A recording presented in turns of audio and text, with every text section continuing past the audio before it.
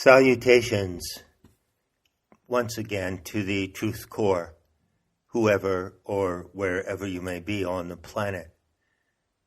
This is John Lash coming to you once again, or coming at you, or who knows, coming through you, whatever, with an essential message about myself and my message.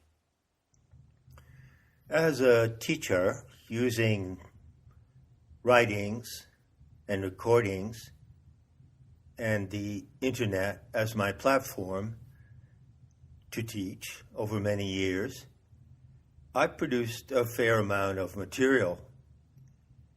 And in this material, I have a habit of talking to you as if you know about the material. Something that I rarely do, which I know to be a good practice of many teachers, many people who speak on the internet, is to address the audience from square one, as if you don't know anything about what I'm going to talk to you about. Well, I just don't do that. I don't come across in that way. And of course, that can, in some respects, be a disadvantage.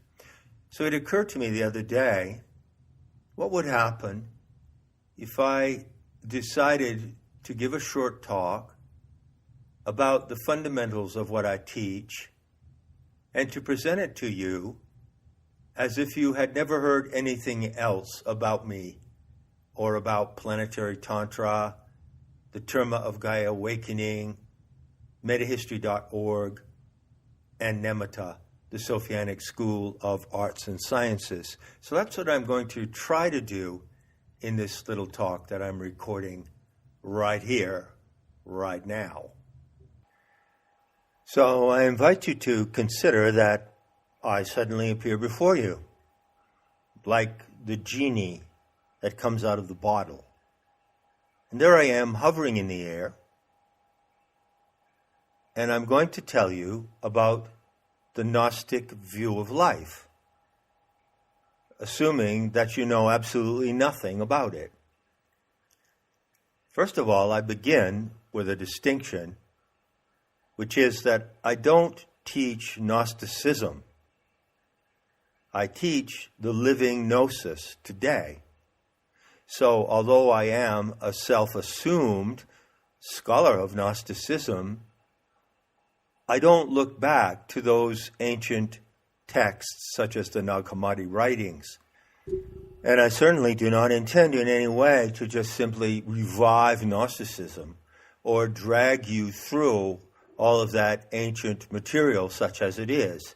No, that is not my intention. My intention is to bring to your attention what is the living Gnosis today.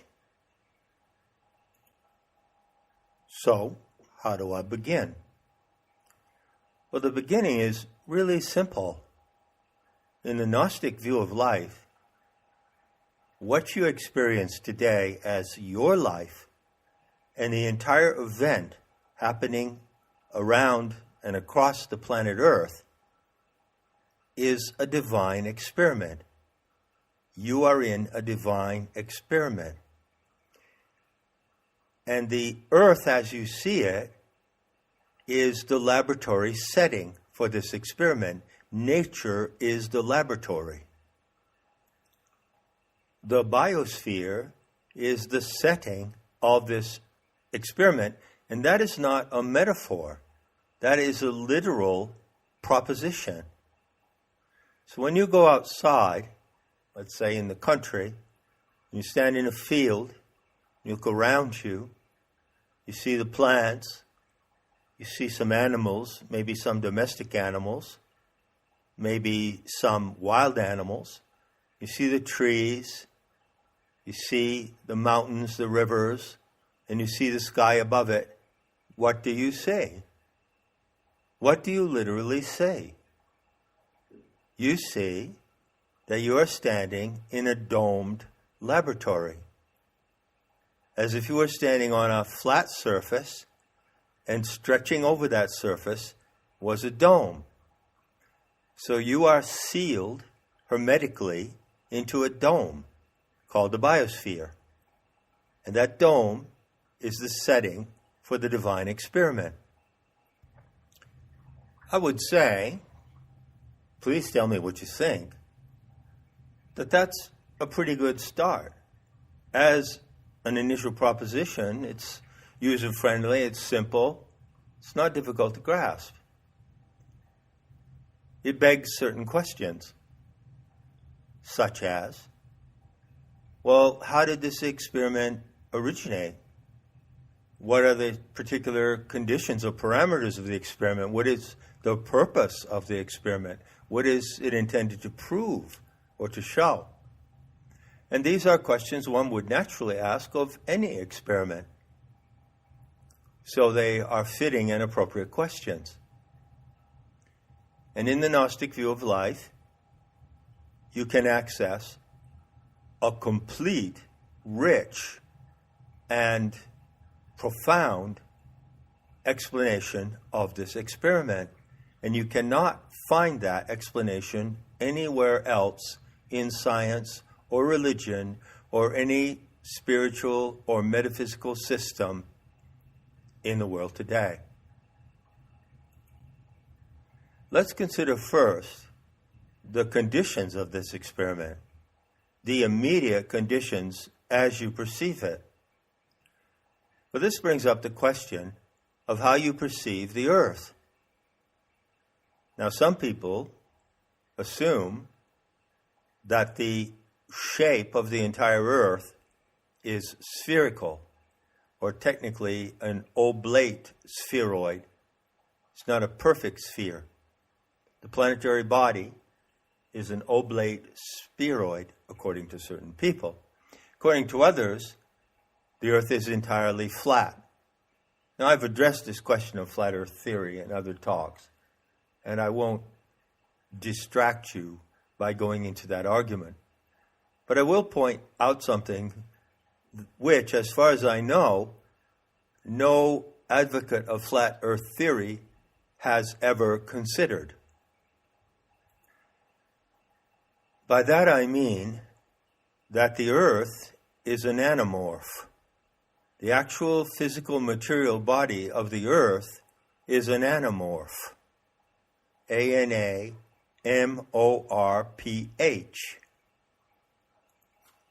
If you want to know what an anamorph is, and I do encourage that you investigate it, go first to a painting that was done in 1533. It's a famous painting by Hans Holbein the Younger, and it's called The Ambassadors, and it has an anamorph in it.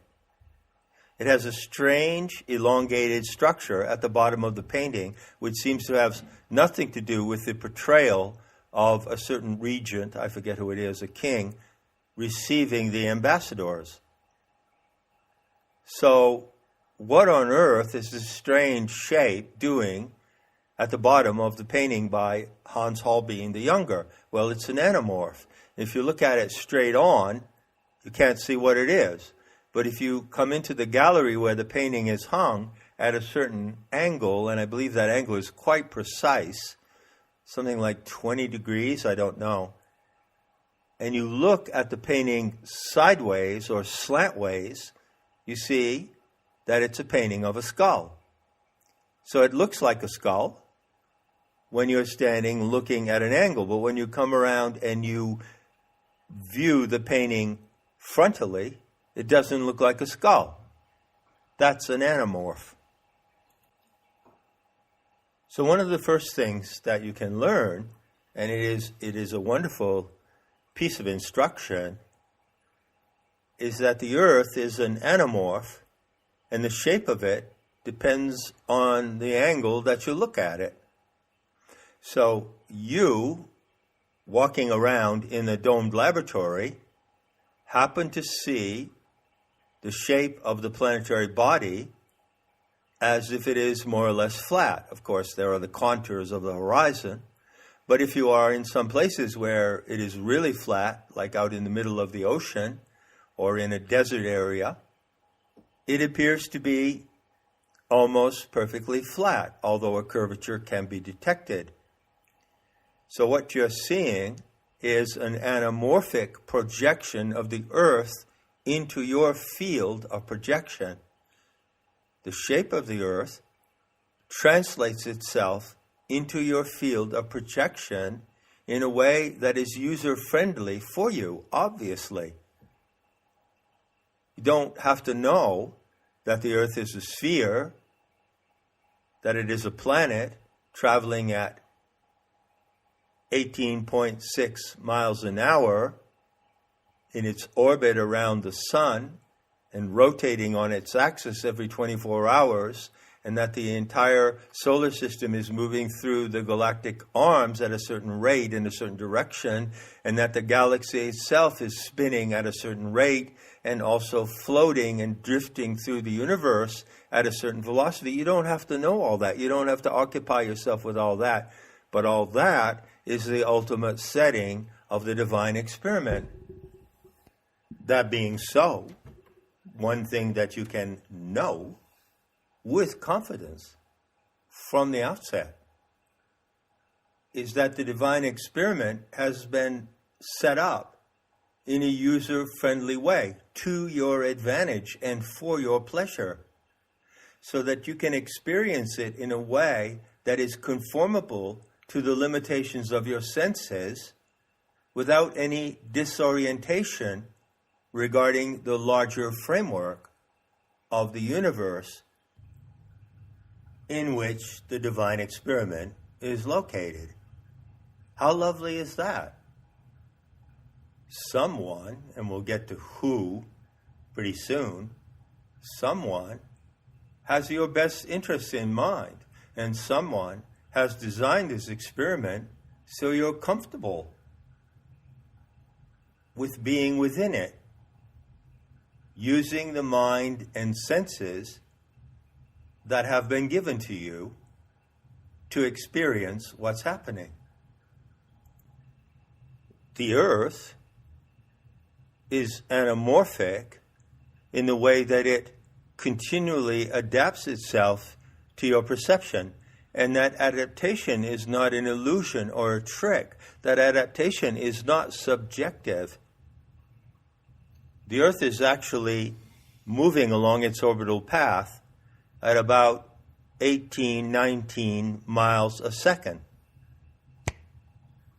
In 1 second, the body of the Earth is displaced by 18 miles. But you don't feel that, do you? The setting is designed so that you don't have to feel that. So that you are free to roam about the grounds of the great experiment in the dome laboratory and not bother with that.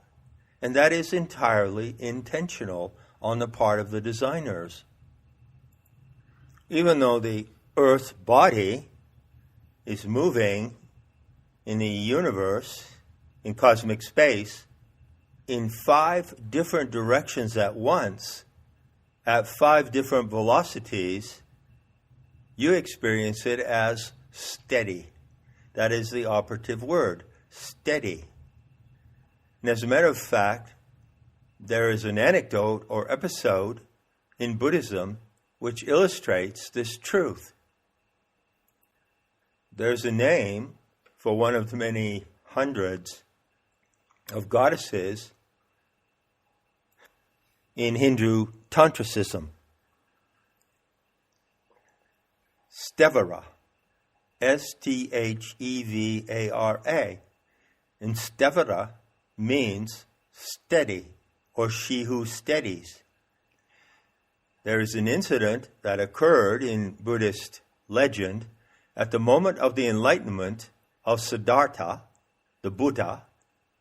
And at that moment, he was sitting in the lotus posture, so the story goes, under the Bodhi tree.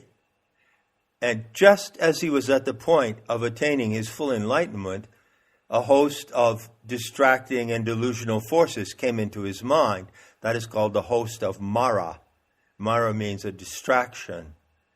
And so what happened at that moment was that Stevara, the goddess who steadies the earth, arose from the earth as a living presence and confirmed and validated the enlightenment of the Buddha. And in acknowledgement of the earth doing that for him, Siddhartha touched the earth, and that is called the Bhumisparsa, or the earth-touching mudra. So actually, this legend of Buddhism confirms the fact, which is a material fact, that the power and presence of the earth presents it to you in such a way that it steadies you in that presence, and you do not have to be aware of the vast dance of cosmic movement in which you are involved. That is a leading clue, a beautiful clue to the way this experiment is designed. It is not an illusion of steadiness, by the way. It is real steadiness that allows you to walk about the earth without becoming dizzy and disoriented.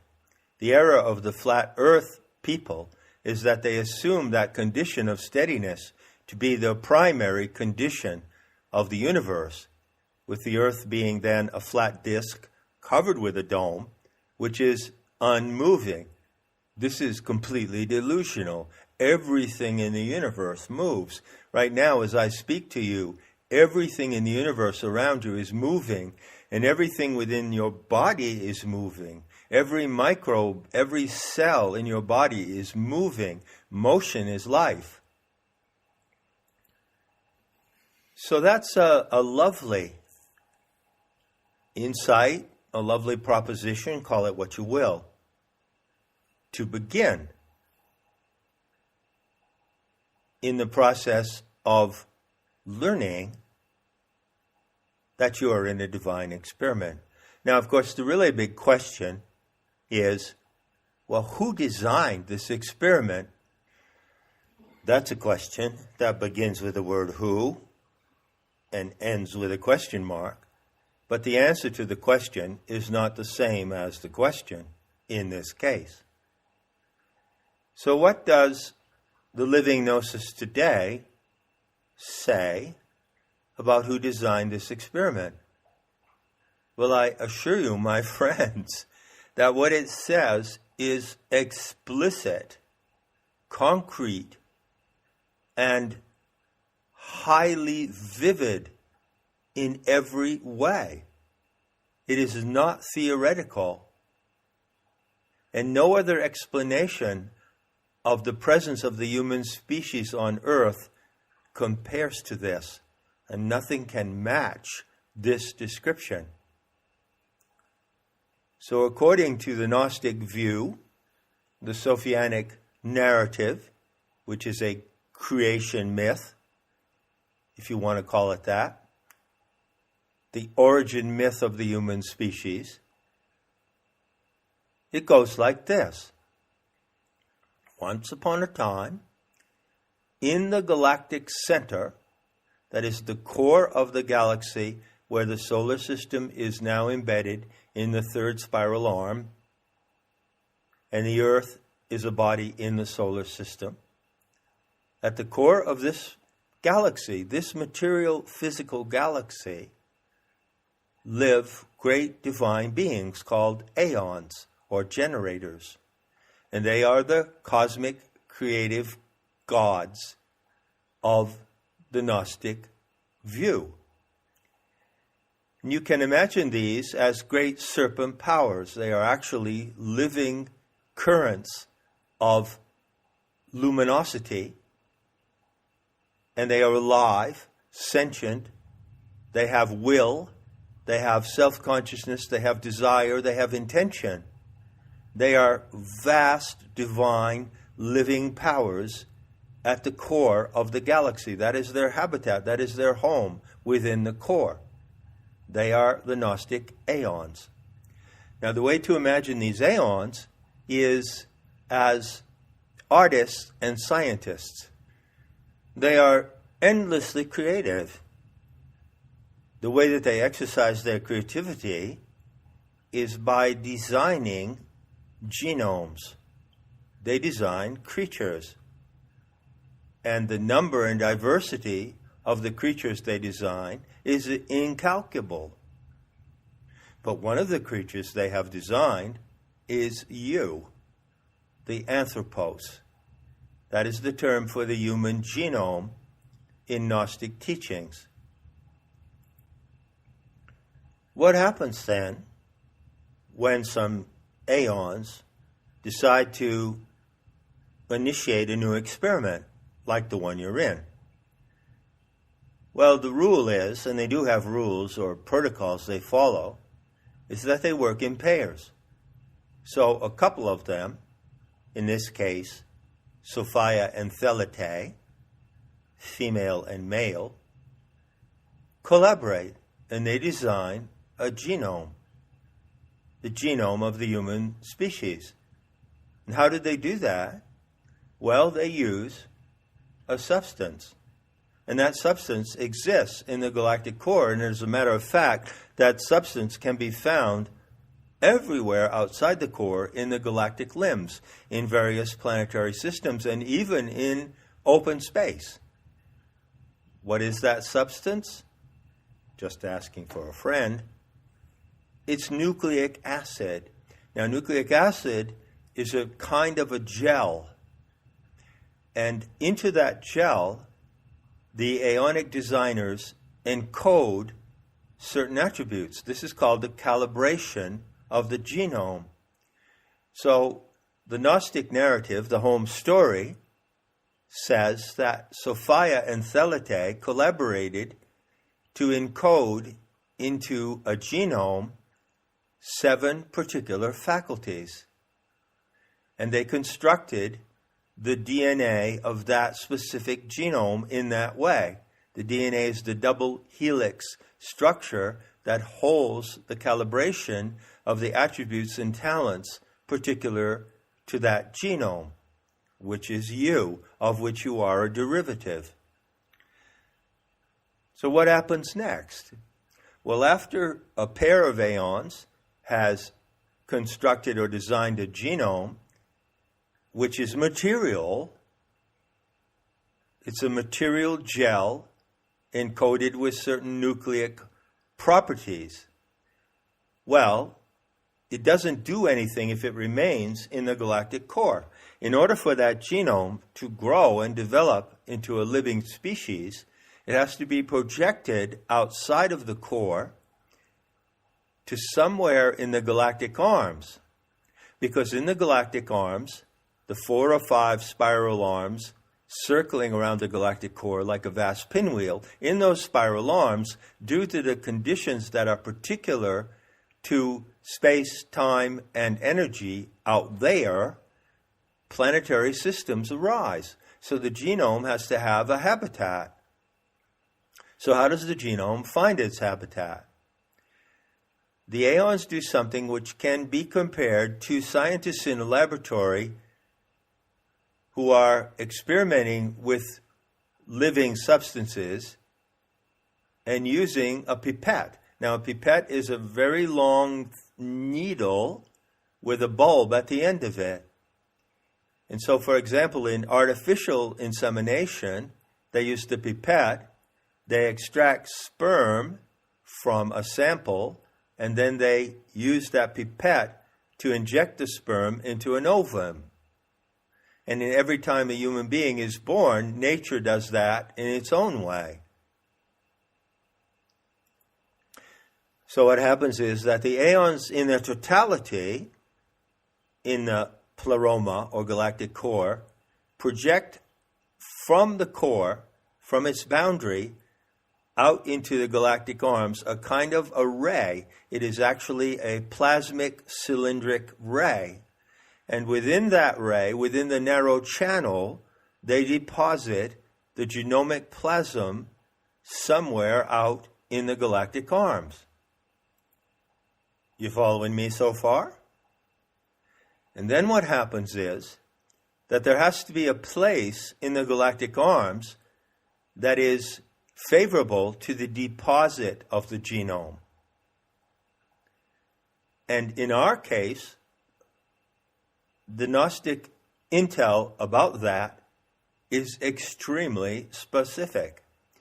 So, the genome, the plasm, the DNA of the human species is deposited in the Orion Nebula.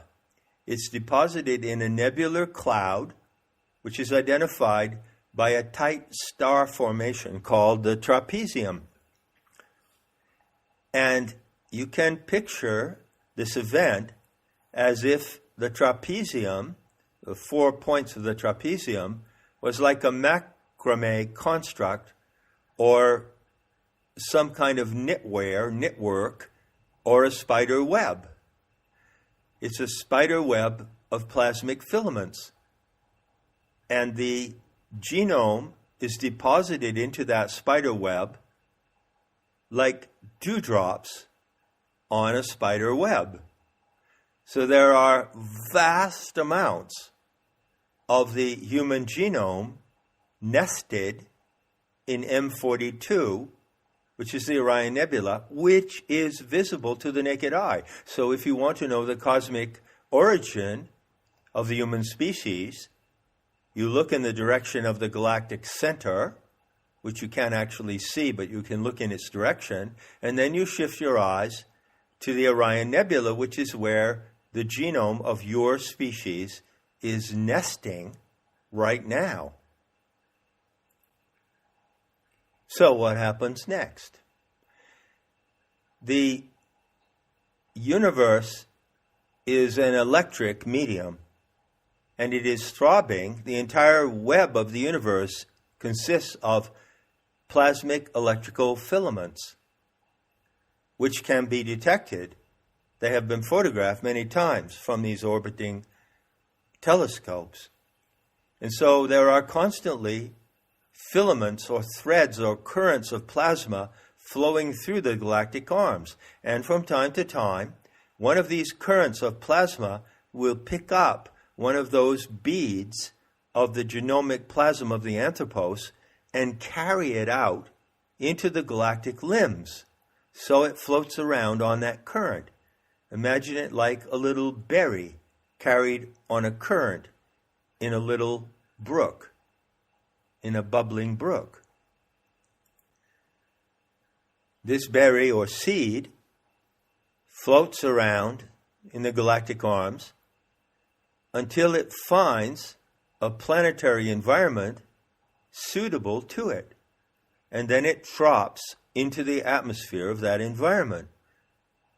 Now, this is purely a Gnostic scenario, I'm telling you, but it is also a verifiable scientific scenario.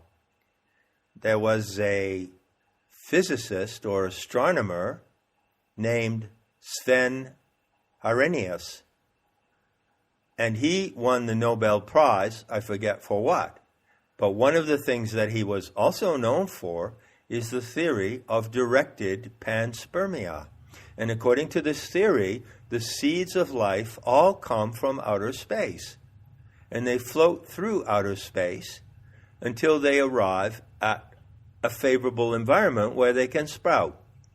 That is exactly what happened on this earth many, many, many millions of years ago.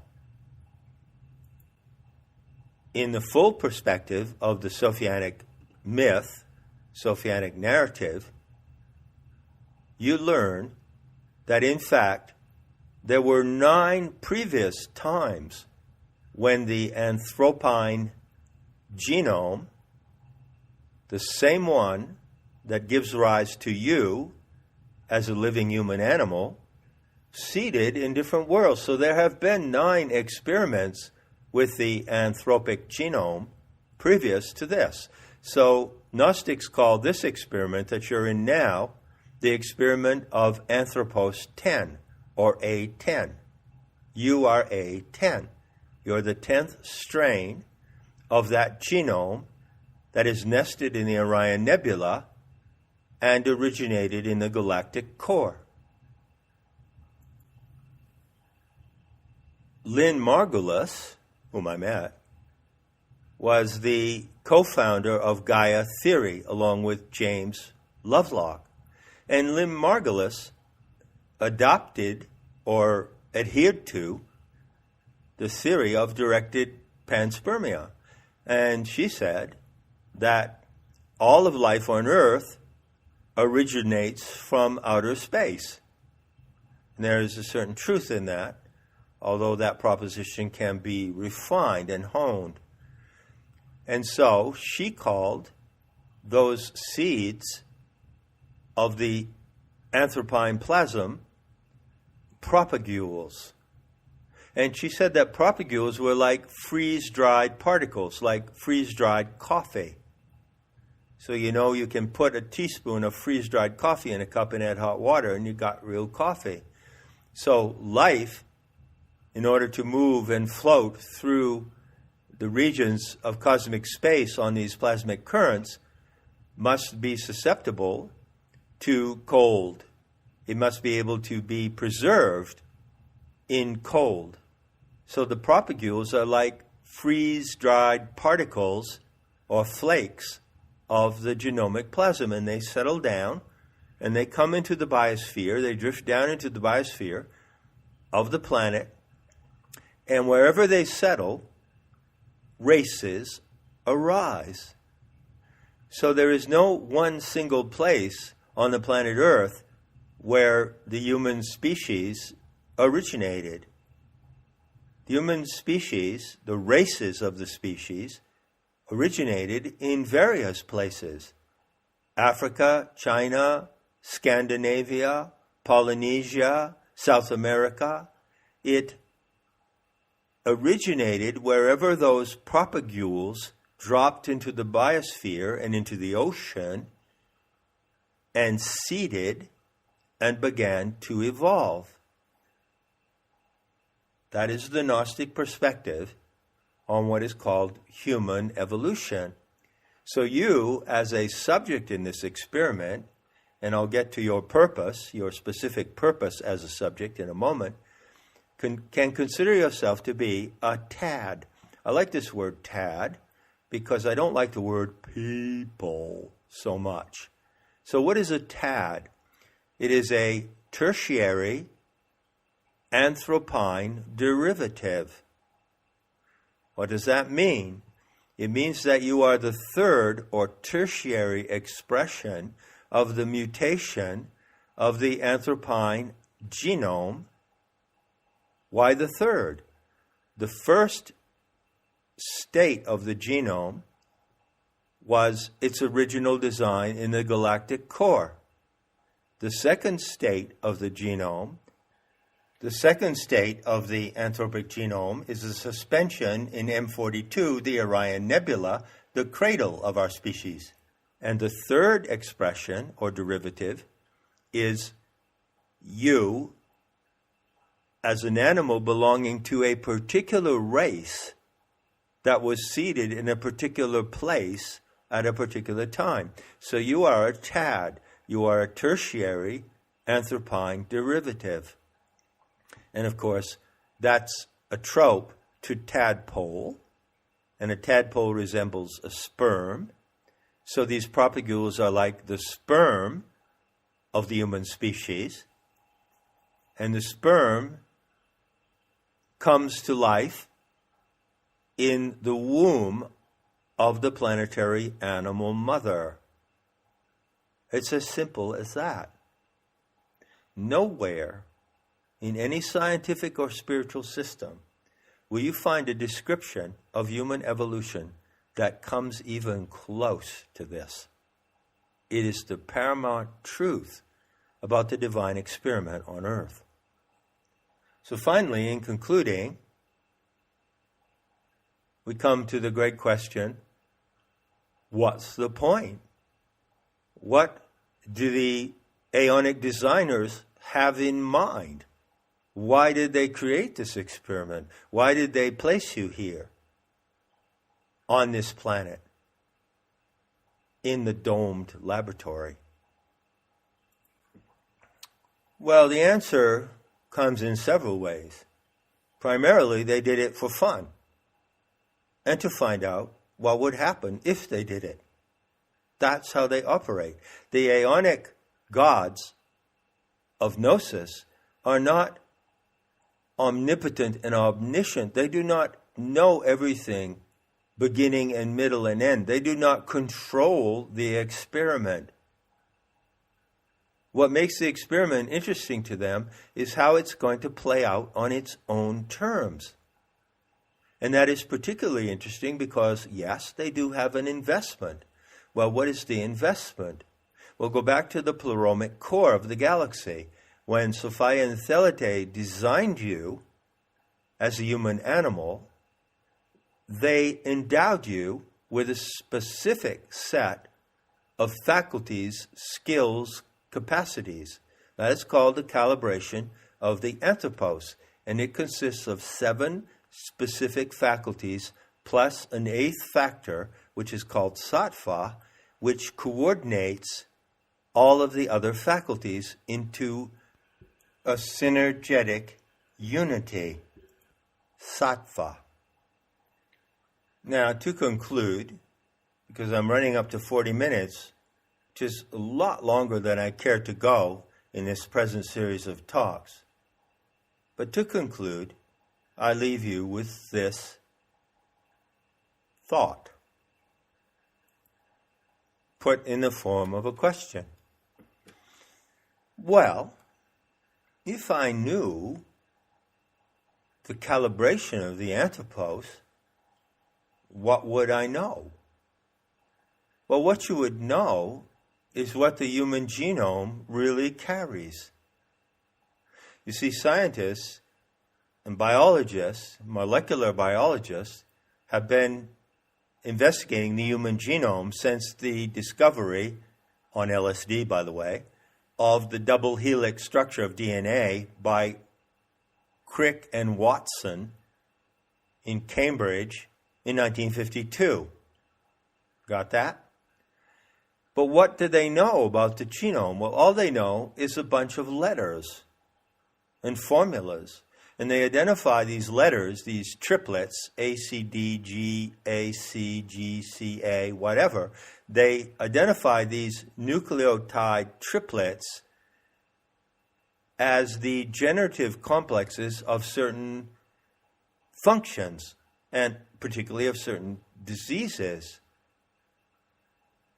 But in fact, what they don't do is they don't tell you in a way that could be of any use to you what the genome actually carries as a set of cognitive and perceptual faculties. But the living gnosis today tells you that. So suppose that you know what the calibration of the human genome is, as designed by Sophia and Thelete in the galactic core, then you're in a position to say, wow, I have that capacity. I have that divine endowment of nous, divine intelligence, nous, nucleic acid. I have that endowment. I am a subject, the primary subject. Let me take that to another talk. In this divine experiment. And wow, what can I do with my endowment? And how can I make the most of the cosmic opportunity of being in this experiment and living in the domed laboratory of the biosphere of the earth? Enough said, and I'll be seeing you in the beauty to come.